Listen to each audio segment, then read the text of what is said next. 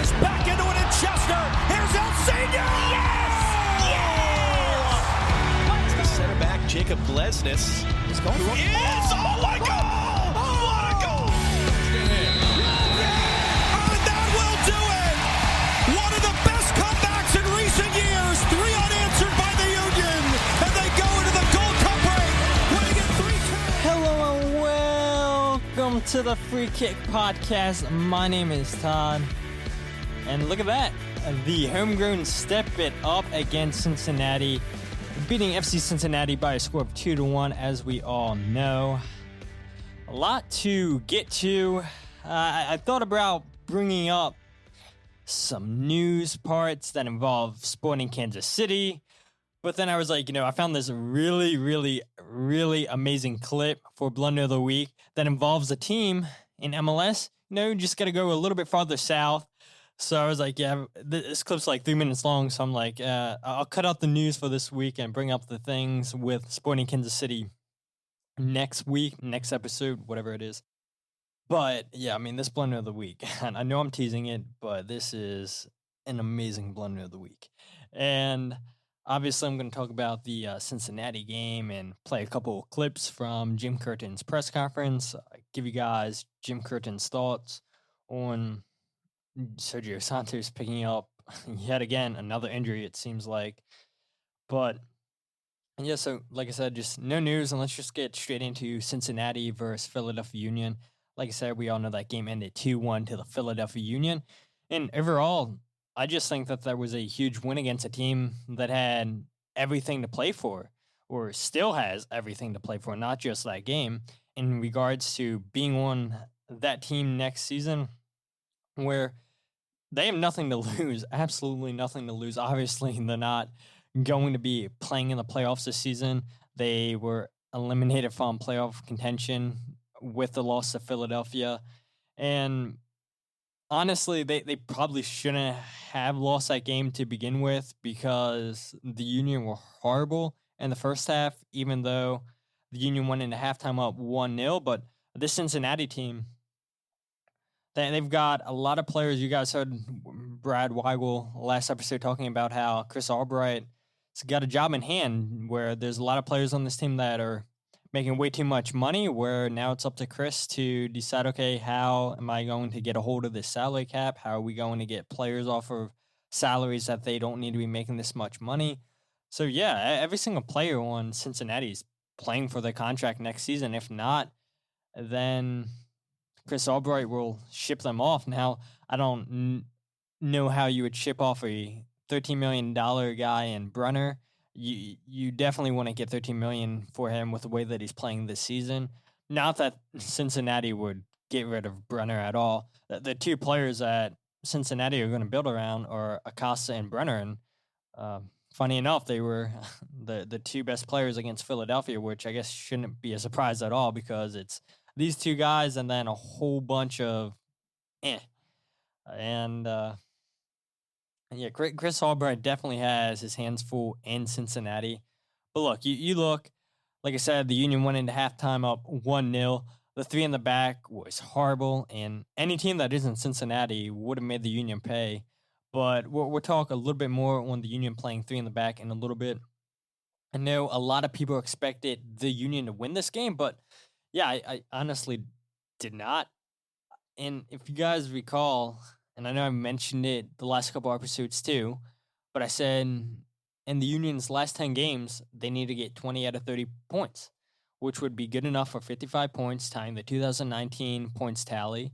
And I think a lot of people would be happy if the Union tied the 2019 tally, because, look, we were all super duper happy.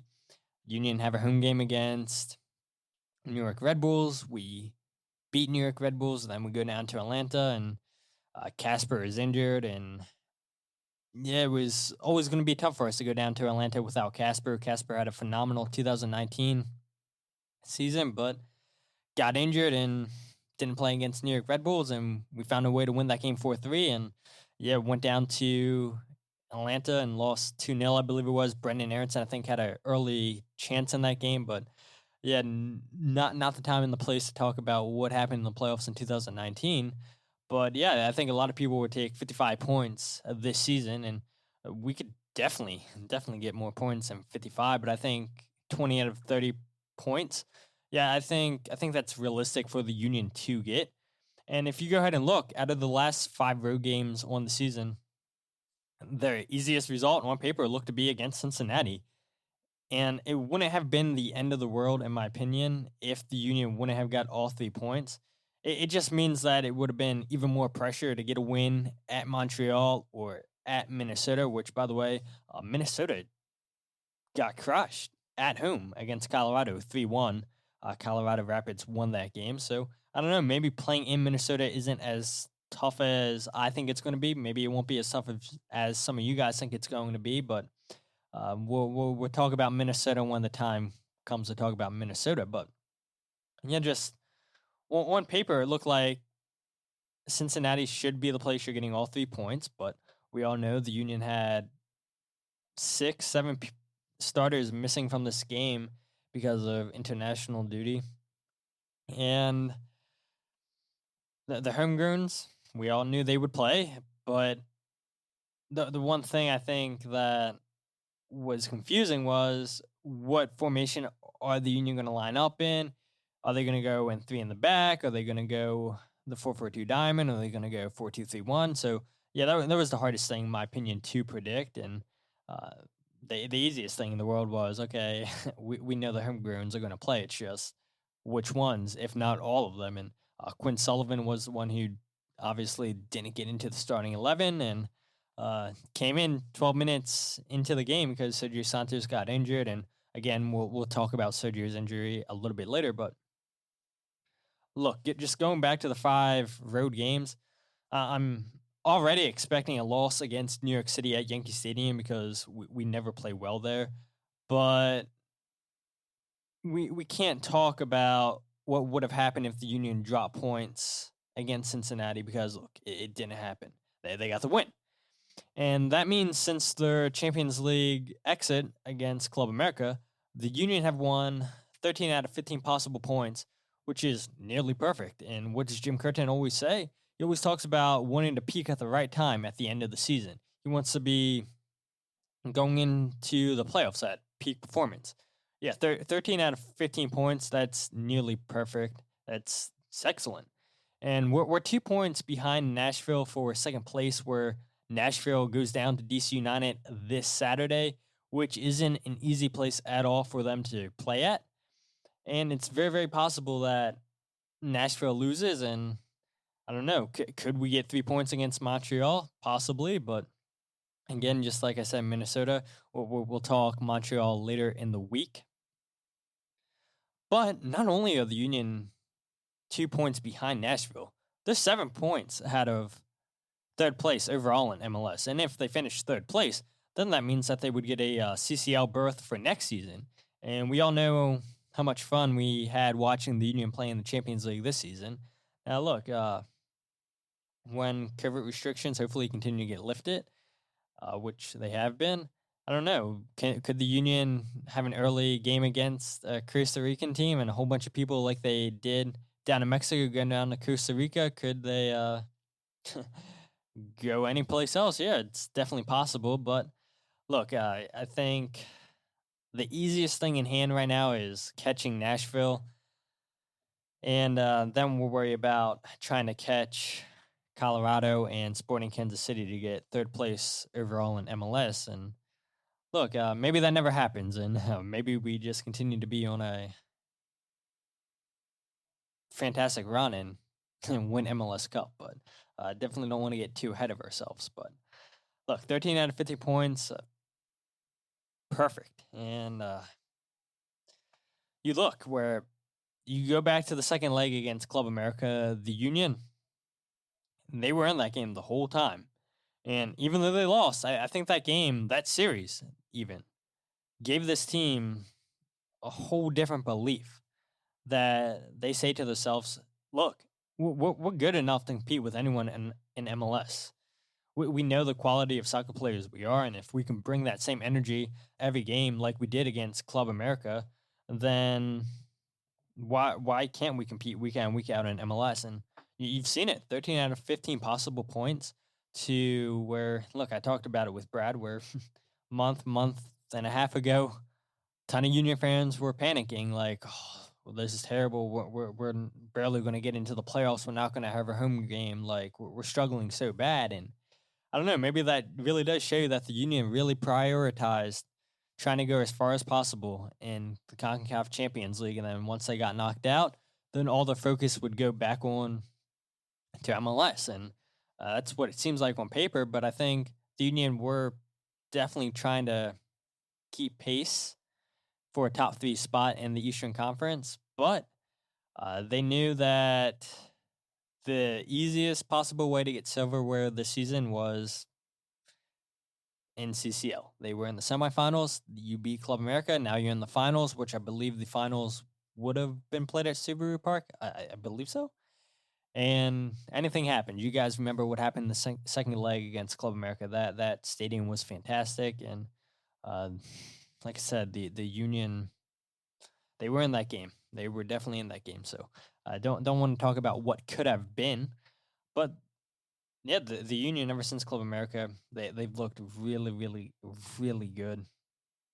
And I don't think the Union in their last 5 games, I don't think they've been perfect, but they've played good enough to get the results that they've gotten. The homegrowns really have stepped up in the last 5 games that they've played in, especially the game against Cincinnati. They've really stepped up in a game that they showcased that, in my opinion, they're good enough to be getting consistent minutes going forward.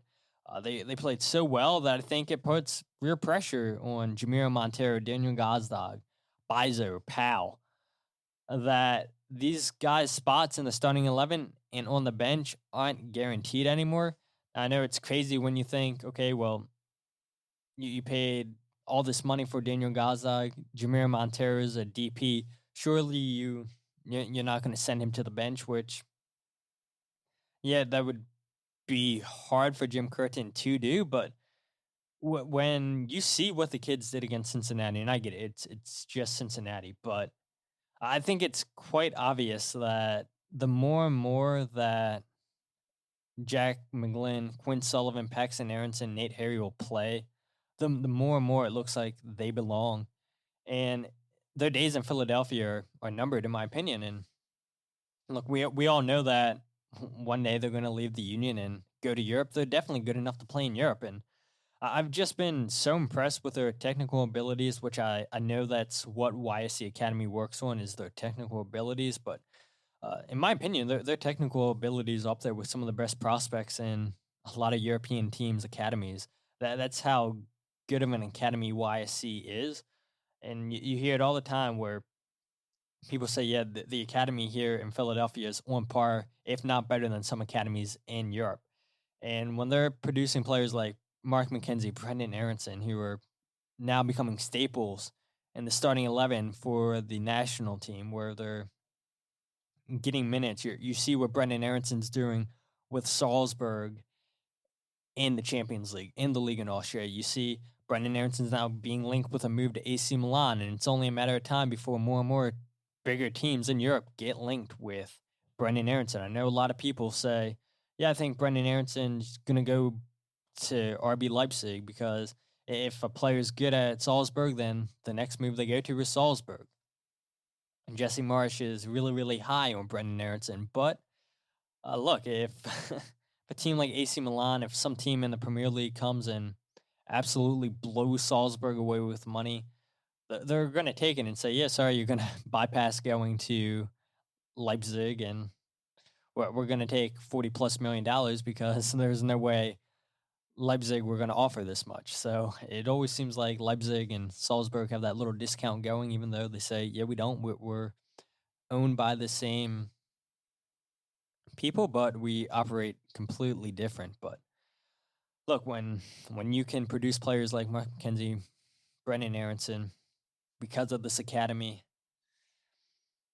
yeah, players coming from that academy into the first team for the Philadelphia Union, their days are going to be numbered in Philadelphia. And so I'm super duper excited just watching these guys where earlier in the season, when they first started getting minutes, You could tell they weren't really sure of their abilities to take on veteran players one-on-one. They always look to get the ball to the veteran guys on the Union, but now it's like the veteran guys are looking to get the homegrowns on the ball, that they trust their abilities. And to see these guys just take this huge of a leap in the last couple months is just truly special to watch. And look, I'm super excited for the rest of the season, but what I'm looking even more forward to is next season, just to see how well these young players played this season. Now they have a full year of professional soccer under the belts. Like, imagine what they can do next season. It's look, I don't think we're gonna lose Paxton Aronson, Jack McGlynn, or Quinn Sullivan this winter unless we get absolutely blown away with an offer. Yeah, I know Quinn Sullivan is being watched by Dortmund. You guys have seen it on social media. I believe I've talked about it in the past on the podcast. It's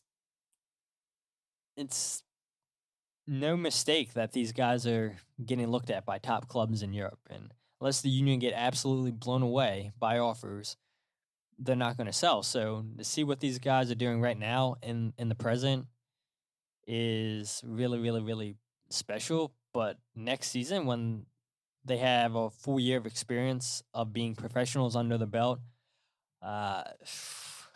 it's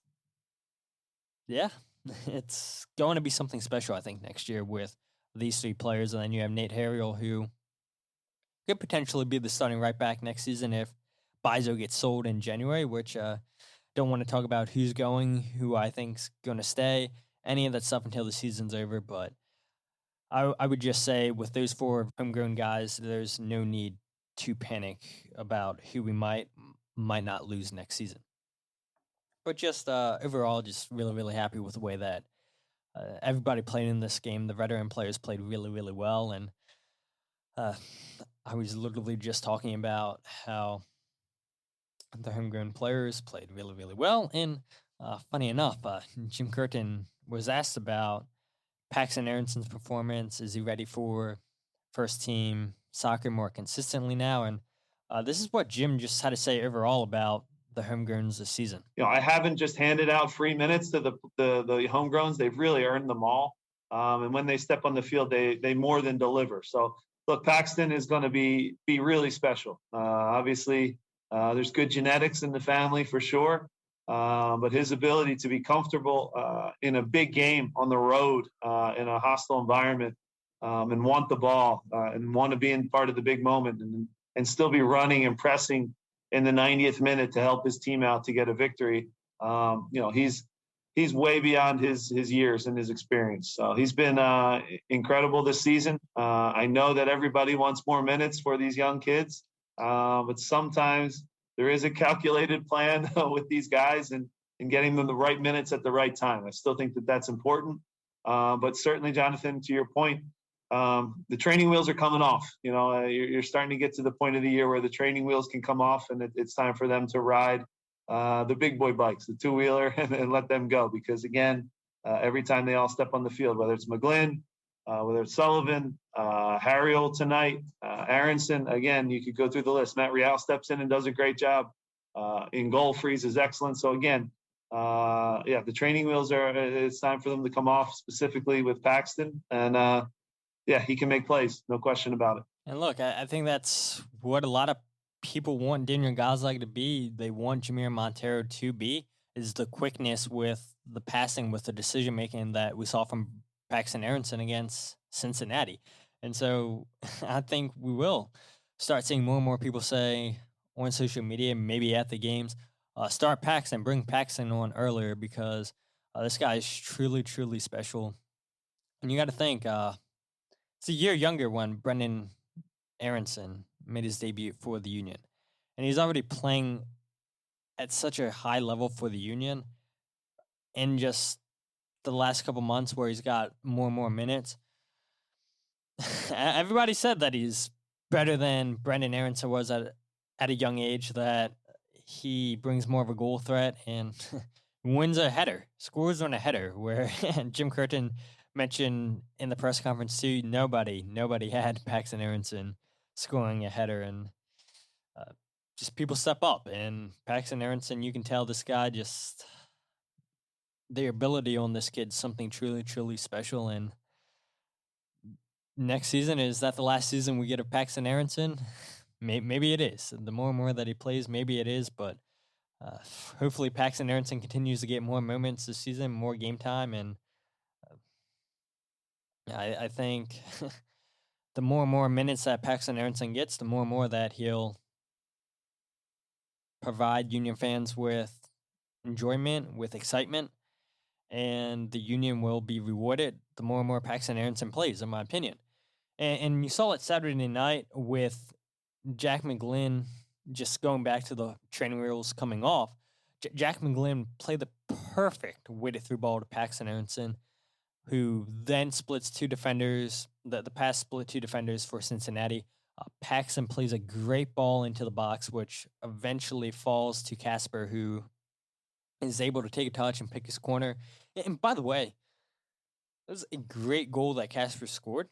It was absolutely phenomenal. And I think when Casper is able to settle the ball down, pick his spot, he's as deadly as they come in MLS. Now, granted, the amount of time that he had to pick the corner, to settle the ball and everything, a lot of teams aren't going to give you that much time on the ball. Cincinnati did, but you saw Casper can finish when he has a few seconds to trap that ball, pick his corner, aim it perfectly, and it's going to go in.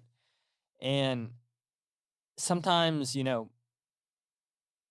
he does rush to get the ball off his feet when teams don't give him that much time. It seems like a lot of times when the Union pass Casper the ball, tries to take a touch, and the defender is right there, and now Casper can't take the shot. Now he resets the ball, passes it backwards, tries to send it across, and the cross isn't great.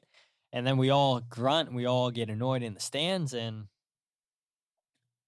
we don't say we all say, oh, yeah, we got to move on from Casper, but that's when you have people saying, yeah, move on from Casper. The dude has 10 goals in MLS this season, and the Union still have plenty of games to play this season where he could potentially break that single season goal scoring record this season if he continues to play as well as we know he's capable of playing. And it's another thing that I talked about a couple episodes ago where, we see these strikers just be completely ice cold, then they get hot, then they get cold. It's just how it's always been for the Union strikers. But Casper seems like he's heating up at the right moments, and hopefully he can continue to heat up and carry that going into the playoffs. Nate Harriel, he got a lot of praise from Jim Curtin in the press conference as well, where Jim said after the game that Nate loves defending in 1v1 situations, which you don't get a lot of that in modern day fullbacks. Fullbacks nowadays always want to push forward, like your Andy Robertson, your Trent Alexander-Arnold, Luke Shaw, someone just think of attacking fullbacks that are good defenders, but you see them go forward in the attack more than they defend in one-on-one situations. Jim said, yeah, Nate loves to defend on one-on-one situations. And look, Nate Harriel's second game ever in top flight soccer did a phenomenal job shutting down Luciano Acosta. And I'm not sure if you guys noticed it or not during the game, but go ahead and rewatch it. There were multiple times when Nate was beating Acosta to the ball. He was a couple steps ahead of Acosta to the ball. Acosta would then get shoulder checked by Nate Harriel, and Acosta would get annoyed, but he knew he was completely taken out of the game. Just Nate Harriel always seemed like he was a step ahead of Luciano Acosta, and you guys remember what Acosta did a few seasons ago down in DC United with that partnership of him and Wayne Rooney, and there was rumors that Acosta was going to go to P-Money Saint-Gilles in France, and never happened. And then he goes down to Mexico, I believe it was, and now he's back in MLS, and is a great player for Cincinnati. You saw when he was on attacking the Union's left back in Stuart Finley. Stuart Finley got beaten. I'll talk about that save Matt Freese made. But Acosta wasn't getting that much time, wasn't able to pull any of that trickery off against Nate Harriel. He absolutely shut up Luciano Acosta, and you can just tell by his facial expression that he knew no matter what he did, wasn't getting past Harriel. So I thought he played an excellent game. Now, like I said a little bit ago, the three in the back was absolutely terrible by the Union. Look, I said it. But if it was any other team but Cincinnati, they would have made the Union pay. The Union would have been down 2-0 in the first 20 minutes of the game. Because if you look, the first 20 minutes, Cincinnati, they had 3 shots. They dominated the Union in possession, which I get it. Possession's not everything in soccer, but when Cincinnati had most of the ball, they were going down, attacking the Union. They dribbled past Glesnes and Elliott way too easily, I thought, in the first half. In the first 20 minutes specifically. The Union were passing terribly within the first 20 minutes. That might have been, look, and you guys know me, always talk about, okay, the Union can't concede a goal within the first 15 minutes. They haven't in the last couple weeks, which is great. And honestly, I don't know how they didn't get scored on other than it being Cincinnati. But you think about all these games that the Union conceded in the first 15 minutes this season. I think that was the worst 20 minutes the Union have played this whole season. And somehow they don't concede a goal because it's Cincinnati. Where in the first 20 minutes, the Union only completed 61% of their passes. They couldn't pass out of the back. They couldn't pass in the midfield. And if Cincinnati were able to finish, the Union, they should have been down 2-0. And luckily they weren't. Ellie and Freese, they did just enough to set Blunder off from scoring. And Kubo had a chance early on in the game with a header. It wasn't the most powerful header that I've seen. And Freese was able to make the comfortable save.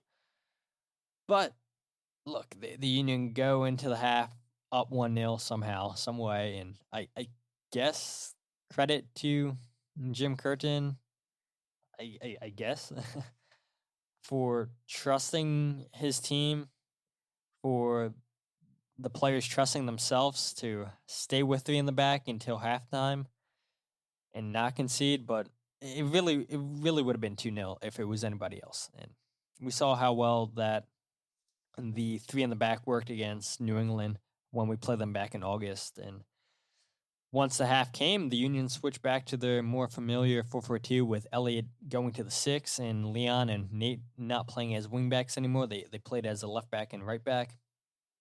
And by the way, Leon Flock, I thought, looked a lot better as a left back than he did a left wing back, because there were moments in the first half where Leon was coming from the wing, standing in the 18-yard box centrally.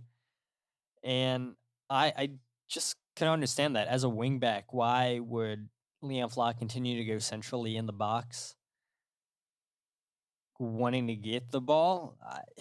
As a wing back, I thought that you want to stay wide. Now, maybe it was something tactically that Jim and the technical staff were telling Leon to do, because you weren't seeing Nate Harriel do this on the right side, but the Union definitely could have got caught out because of that. And like I said, I guess credit Jim for realizing that the 3 in the back didn't work. And I think if the Union would have conceded twice in those first 20 minutes, I think we possibly would have seen Stuart Finley yanked, because his passing was atrocious in the first half. He only completed 42% of his passes in the first half. He had 6 out of 14 passes complete in the first half. And you look, like, there was 4 or 5 balls that he just kicked literally to no one. And it just seemed like the pace of the game was a little bit too much for him, especially with a 3 in the back. Now, you look that his pace did catch up to Brenner at one point in the game where, okay, that's good, but there was just way too much space between the 3 center backs. And it seemed like Cincinnati kept wanting to target the side of Finley and Leon, and luckily a goal didn't come. But Acosta, Brenner, they both had chances on that side. Kubo had a chance on that side. And like I said, Finley's pace was able to make up for some mistakes, but if anything, it just shows me that MLS is probably a better league than the Scottish Premier League. And I don't think it's time to panic yet about Finley, calling him a bomb, saying, oh, he's this, he's that, get rid of him. He's still adjusting to the league, just never, ever play a thing in the back again with Stuart Finley, with this team in general, because, yeah, we got exposed terribly. Moving on, though, Matt Freese played phenomenal. Like I said, that moment where Stuart Finley got beat. He got beat badly by Costa, where he had the ball on his right. He cuts it onto his left. Stuart Finley tries to recover, can't recover in time. And Matt Freese makes a fantastic save on Luciano Acosta. The only thing I would complain about Matt Freese on the night is I thought that he left his line was a little bit too high up on his passes line at a couple times in this game, but I guess Matt Freese knows better than anybody where to be in that position. He knew that he needed to get his positioning perfect on the chances that Brenner had, especially on that one-on-one situation Brenner had. And I know Jack Elliott kind of put him off and everything. You saw Lacosta have a chance in the second half, I believe it was, where he gets free from Harriel, I believe it was. And Matt Freese is right there to take the shot in the stomach and get kicked in his balls, and luckily he was fine. But Matt Freese, it seems like he reads the game really, really well. It seems like his reactions are really, really fast. But definitely did cause for some panicky moments where you look, you're like, man, it seems like you're a little bit too high off your line. But look, he made the saves. The goal that he gave up to Harris, there's nothing that he could have done there. Which, by the way, that goal should never have happened if Glesnes wouldn't have kept Brenner on sides. That's the only reason that goal happened. If Glesnes was lined up with Stuart Finley, then Brenner would have been offsides. But because Glesnes kept Brenner offsides, the ball was eventually able to find Harris Mandunanen, and he hit it just right, and there's nothing Matt Freese could have done about that. Yeah, you would have hoped that one of the Union players would have got a deflection on the ball, but yeah, at the end of the day, it didn't cost us. But yeah, Matt Freese came up huge with a lot of saves in this game, and it sucks if you're Matt Freese, right? Being behind Andre Blake, where you know you're good enough to play in MLS, but you have the best goalkeeper in MLS and Andre Blake ahead of you. So it's really, really hard for Matt Freese to break in to this team when you have Andre Blake there, which, no, now I'm thinking about this. I said after the game, definitely I want the Union to resign Joe Bendik, but at the same time, too, I said you want to resign Joe Bendik because, one, he seems to really embrace his role on this team as a mentor. Don't have too many veterans on this team. He really brings this veteran mindset on this team. And you see, if you watch the team going into halftime at Subaru Park, Joe Bendik's always talking to his teammates about what he sees, what he didn't see, just trying to help his teammates out any way that he can. And you saw after the game against Cincinnati, Joe Bendik and Matt Freese do this bro hug. Joe Bendik was hyping him up. He was so excited for Matt Freese. And when Joe Bendik's had to come in and play this season because Andre Blake's been out for Jamaica, or Matt Freese picks up that red card against New York Red Bulls, yeah, Joe Bendik played well in my opinion.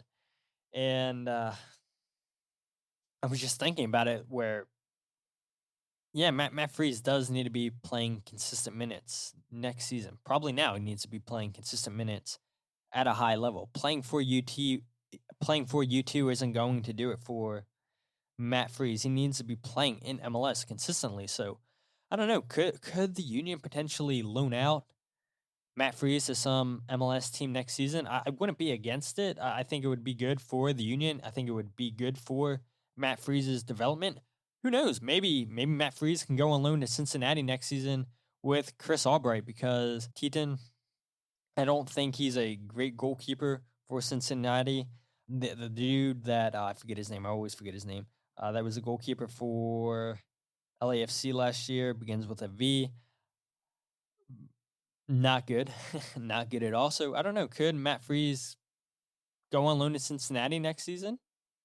Potentially. But the only thing I would say is if Matt Freese goes on loan to Cincinnati next season, that I would hope Cincinnati would get a lot better of a back four than what they currently have.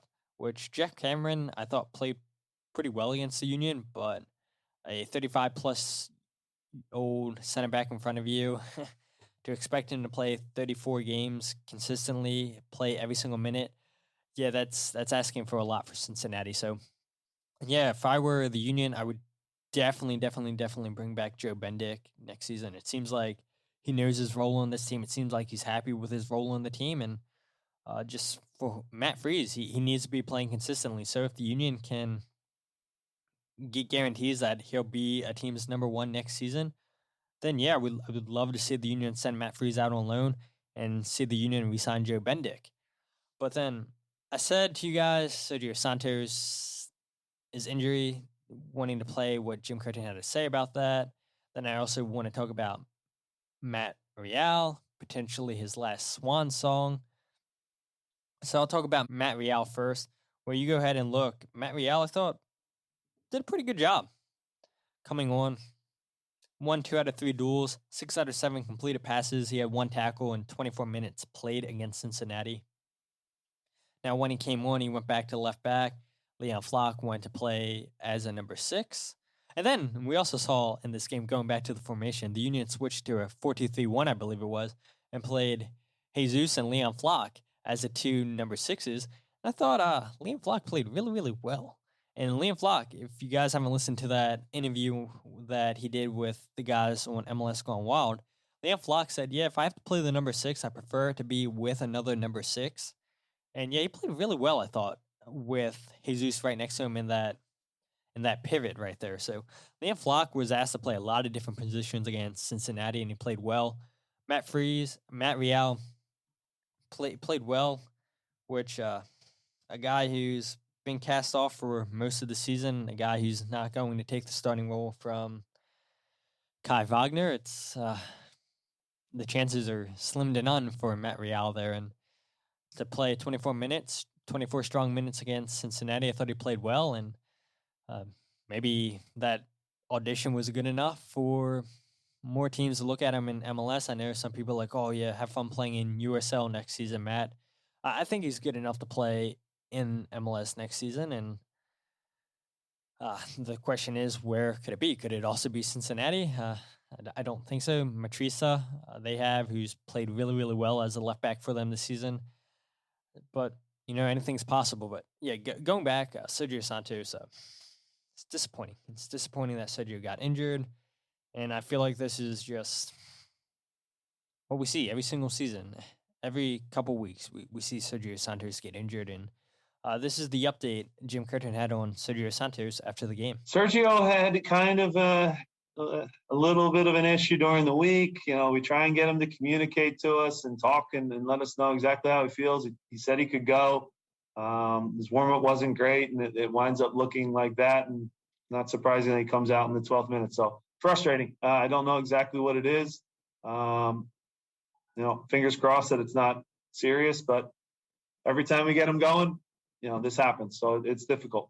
Yeah, and watching Jim Curtin's facial expressions in the press conference, and maybe you guys could just tell by his voice, yeah, he was super duper annoyed. And yeah, I mean, now it's you know what Sergio Santos brings to this team, but this reminds me a lot of Daniel Sturridge of Liverpool, where this guy was super duper explosive with Suarez, where Daniel Sturridge scored 30-something goals one season when Liverpool weren't defending and they were doing nothing but attack. And then Daniel Sturridge eventually has all these problems with his hamstrings. He's having a lot of just things going on with his legs because he's a super explosive player, or I should say was a super explosive player, and that's exactly what Sergio Santos is a explosive player, and I guess because of that, you get a lot of muscle injuries, and it's what killed Daniel Sturridge's career with Liverpool. It's why Liverpool eventually got rid of Daniel Sturridge, and Daniel Sturridge can't find a club because of all these injury problems. And you take away the pace for Daniel Sturridge, well, people don't want him, and you take away the pace for Sergio Santos, people aren't going to want him either. And it's annoying when you see that Sergio Santos is clearly the fastest player for the Union. More times than not, he's the fastest player on the field, no matter who the Union play. And to hear that Sergio Santos was dealing with an injury again last week in practice and tells the technical staff, yeah, I'm good to go. And Jim Curtin gets word that, yeah, his warm-up didn't look good, but he still says he's good to go and comes out after the 12th minute. It's really, really disappointing and makes it hard to rely on a player that just can't stay healthy. And yeah, we love what Sergio Santos brings to this team, but if you can't be honest with the technical staff, and I get it, you want to be out there playing as much as you can. Sergio Santos is playing more minutes than he's ever played in the past for the Philadelphia Union. And I have to go back and look and see, is this the most minutes that Sergio Santos has ever played in his career? It's quite possible. And because of that, you're going to see more muscular injuries, and it is what it is. And people say it all the time in the NFL, the best availability is availability. And I guess it's the same for Sergio Santos, where when he's available, he's great coming off the bench, or he's great starting, going at tired legs, tiring out legs when he is starting, and when he's not available, how can you rely on the guy? So it's annoying. And this week, whether or not I get a guest on for Montreal, it'll all depend on when I potentially get a guest on. If not, then I'll try to delay that podcast as late as I can for Jim Curtin's press conference so we can get an update on Sergio Santos's injury. But as of right now, there is no update on Sergio Santos, like you guys just heard from Jim Curtin. So it's just really, really, really frustrating. But yeah, just overall, minus that, minus, the three in the back situation, Stuart Finley giving away a couple bad passes. The Union played great, and really, really happy to get 3 points on the road. But like I said, I have a fantastic blunder of the week to get to. Like I said, this clip's about 3 minutes long, and all I can do is laugh because apparently Phil Neville believes Inter Miami are getting cheated, that they've been getting cheated ever since the season started. When I find it funny that you guys, Phil, you guys were the cheaters last season with having 4 DPs on your roster. You guys have that whole Matuidi situation, but you have the audacity to say, yeah, we're getting cheated after you guys literally just cheated last season.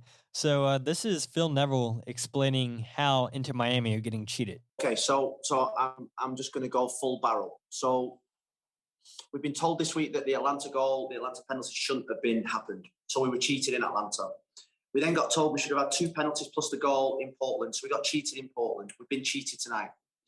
I don't want to sound like a broken record, but ultimately, something's fundamentally wrong with how referees are treating Inter Miami. Something's fundamentally wrong with how referees are treating Inter.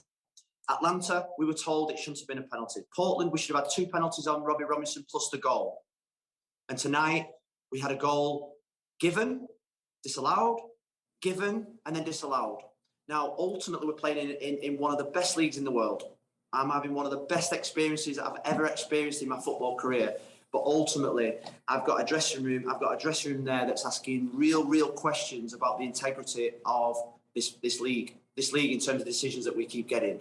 And yes, there are probably many arguments. Yes, I've got a question, was VAR working? I've seen the incident, it was onside. I saw the goal against Poland, it was a goal. So I've got to now start questioning, because we've had our integrity questioned this year. We've had stones thrown at us, and we've had to take a lot of absolute shit this season from a lot of people, and we've had to accept it, because that's when you do wrong, you have to accept that criticism, you get on with it. And we've done that. We've not moaned, and we've kept our head below the parapet, because sometimes in life you've got to accept the criticism. I can't accept this. I've got to defend my football club against something that's unjust. Something that's unjust and wrong. And I feel as if we're being cheated now. I feel as if we're being cheated. And I've got to say, guys, and I apologise, I really do, because I love you all, that the players aren't in an emotional state to speak to you guys tonight, because they feel so strongly about what's gone on. And it's not just the last 4 games. And let's make that right. That's early in the season as well. We kept having these reports sent to us about apology. This should have been given. This should have been given. So ultimately, we can't accept this anymore. There needs to be a massive investigation about some of the decisions that get given against Inter Miami Football Club, because ultimately we're in a professional league. We want it to be the best in the league. We've got brilliant stadiums. We've got unbelievable teams that we're playing against, and we've got decisions like that. And I've got to say, against Inter Miami. And I hope I don't come across as a bad loser. Congratulations to New York Red Bulls. And I hope I don't come across as someone that doesn't have any respect for this league, because I absolutely have respect for this league. I've shown respect for this league from the minute I came in, and we've had to take a lot of absolute stick on our shoulders. And we've rose above it. We've tried to act with humility, with class, with the way that we want to work at this football club. But I can't accept that. I can't accept that anymore against my team. I can't accept it. And I don't know what the MLS are going to do about it. I don't know what the head of the referees is going to do about it. But I'm sick and tired of receiving emails saying, sorry, that decision could have been made. Because we've been cheated tonight. We've been cheated out of a goal, and like we have done the last 3 games. Isn't it funny how you blame what's going on at Inter Miami, because this cheating has all started from the very beginning of the season? I mean, I guess all the VAR calls that have went against you, Phil, is the reason why you guys are in 11th place. You guys only have 9 wins, which is crazy to me that one of those 9 wins is still in the Philadelphia Union. How we only got 1 point against Inter Miami this season is crazy to me. Don't know how that was possible, but it happened. But I find it funny that you're complaining about the referees, and you don't know what the head of the referees are going to do. And if I'm not mistaken, isn't Howard Webb the head of pro referees here in MLS, which Howard Webb used to be a referee in the Premier League? And a lot of people that watched the Premier League said Howard Webb would always give decisions for Manchester United because he loved Manchester United. And who did Phil Neville used to play for? Manchester United. I know he played for Everton a long time too, but I don't know, Phil. You play for Manchester United. Why would Howard Webb want decisions to go against you because you're Manchester United glory? David Beckham owns Inter Miami. He's Manchester United royalty. So why would Howard Webb want these decisions to go against you guys? Because of your strong connections to Manchester United. If Howard Webb really, really fixed matches in the past for Manchester United to help Manchester United win games, to help them win titles. So I don't know. It seems a little bit fishy. So what's true here? Did Howard Webb really fix games for Manchester United in the past, or is he really screwing you guys on purpose because you guys are Manchester United royalty? What is it? It's funny. I want to defend Phil Neville because of what he did for Manchester United in his days, but then at the same time he played for Everton. But it's Everton. Who cares about Everton, right?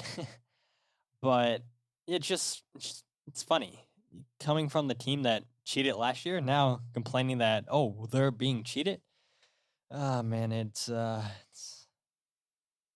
something else, right? Something else. And I still want to talk about this. I probably make a whole episode about how Inter Miami is being cheated and how they have evidence. He was talking about in his press conference after that how their guy wasn't offsides. He was on sides and the goal stood, but they didn't give the goal because he was offsides. And oh man, Phil Neville. I mean, look, if To see Inter Miami the way that they played earlier in the season, to see them right now in 28 games, how they have 9 wins, I probably would have told you, I wouldn't expect that with how poorly they were playing earlier in the season. So, I mean, it seems like slowly but surely they're playing better soccer. But if we're being honest, Phil Neville was given a broken squad where why would you bring in Kieran Gibbs? Why would you bring in Ryan Shawcross?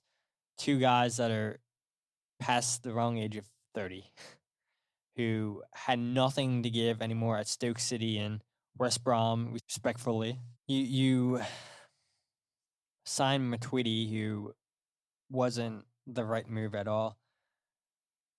Pizarro is not the right DP at all. So, I mean, if anything, I think this Miami team can be good. I think they can be good under Phil Neville. But the thing is, look, Robbie Robinson is having really good season for Inter Miami, a guy who nobody expected to be anything, who played terribly last season for Inter Miami, who's had a pretty decent season for the dumpster fire of a season that Inter Miami are having this season.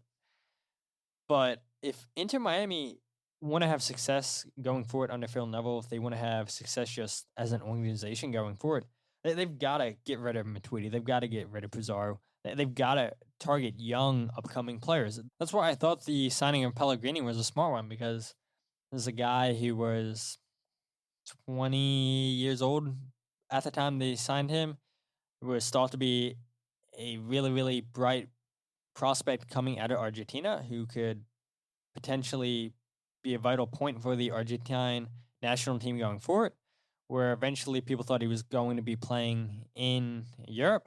But that whole thing, look, we all know, and I don't want to talk about what happened with all the DPs and everything. Just go ahead and listen to the episode I did with Kirby Price earlier in the season in regards to Inter Miami. I mean, Pellegrini definitely got wrong done by Miami, the whole organization. And that's the type of player that Miami needed to be focusing on, not Matuidi, not Pizarro. So if Inter Miami want to have success going forward, get rid of these contracts where these guys aren't offering you anything. And I know there's always going to be reports linking all these old overage stars from Europe because it's Miami, because of David Beckham. But if Miami really, really, really want to be taken seriously, they can't bring in these veteran guys from Europe anymore. They've got to go young, and I believe if they do that, there would be a really, really good team in MLS. And because of David Beckham, they're always going to be able to recruit whoever they want because of the name alone. But yeah, that's my thoughts on Blunder of the Week. I haven't done one of those in a very long time. That is my thoughts on the FC Cincinnati game.